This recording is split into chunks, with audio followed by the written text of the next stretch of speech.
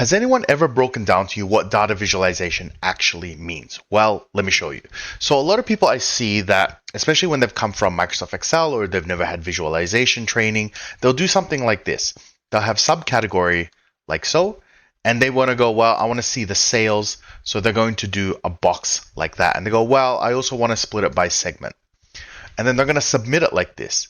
The problem with this is humans aren't really geared to reading tables. We're actually much better at reading visualizations. So if I told you what's the highest number or what's the lowest number, it's very hard for you to figure that out. But what if I did something like this?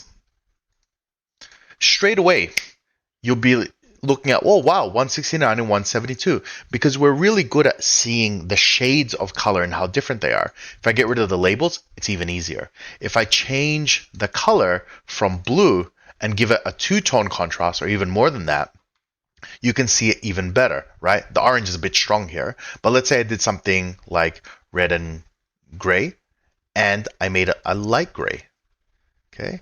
And I reversed it. Now you can really see, wow, the red is really jumping out at me.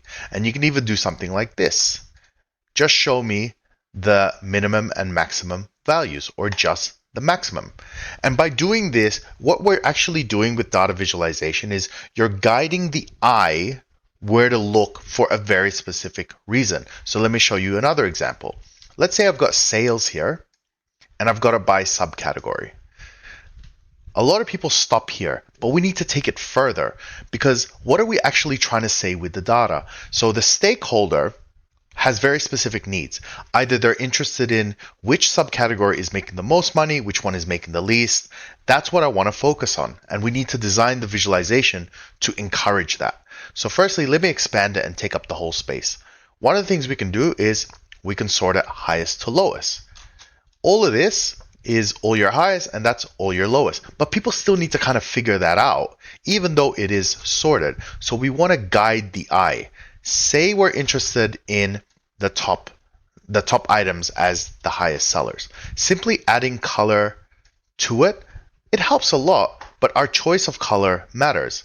I can change this to be, again, a two-tone, for example.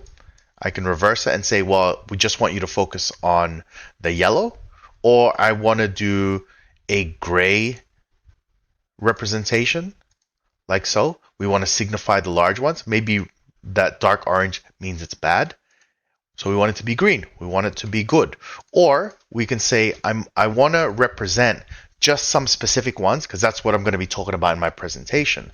Say it's tables, copiers, and paper are the ones I want to represent. I can create a set, like so, and I can color it with that set. I can shade this other one light gray, and the reason I use light gray, and it's a best practice, is because light gray fades into the background, but it's still there. So it gives a lot of context. So you can see here all the blues, but say the presentation is that tables, copiers, and paper, we have some serious issues. So you go, well, let's make it red, right? And if you want to call it out even further, why don't we add some annotations? Okay, and provide some sort of description to say, well, it's a problem because of, X, Y, Z. Like so.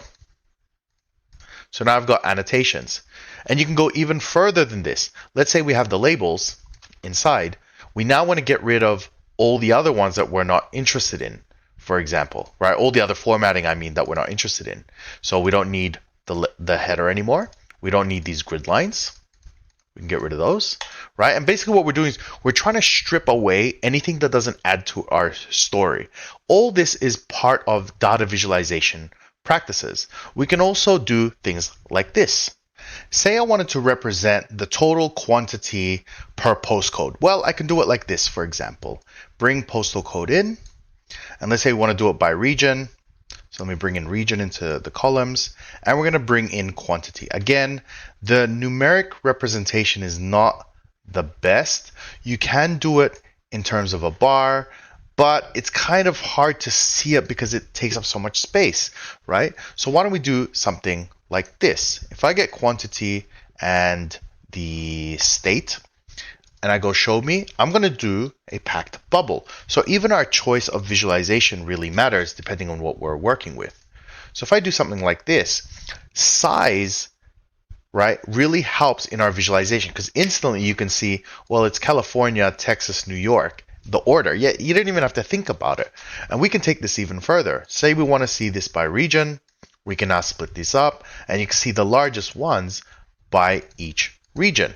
As soon as you add color in there, straight away everything is jumping out at you. You don't have to try. So the whole idea with visualization is we're trying to let the brain's natural way of processing information do its job rather than them trying to decipher what you mean. So all the colors, the orientation, the direction, sizing, all of that is meant to make it more natural for the brain to accept that information. Same goes with using a map. So instead of going, well, let me show you state, right, by bars, well, why don't we just show it like this? Say I have profit and I add it to color. You can immediately see, well, oh, it's these states that are, problematic when it comes to profit. It's instant. You don't have to think about it. That is the beauty of data visualization. By the way, I teach all of this on my website, Jellyman Education. Be sure to check that out. There's like almost 1,000 videos on it. I cover everything Tableau. There's AI stuff in there now. There's a job guide because people always struggle with that, and they always messaging me saying, I'm trying to look for work. I'm struggling with interviews or my cover letter. Nobody's calling me back. I go through all of that to help people get that dream job and kind of start your careers in data, which is super awesome. If you are struggling with some problems, be sure to drop a comment with what you're struggling with. I'm happy to make videos for you guys. Until next time, have a great day and bye.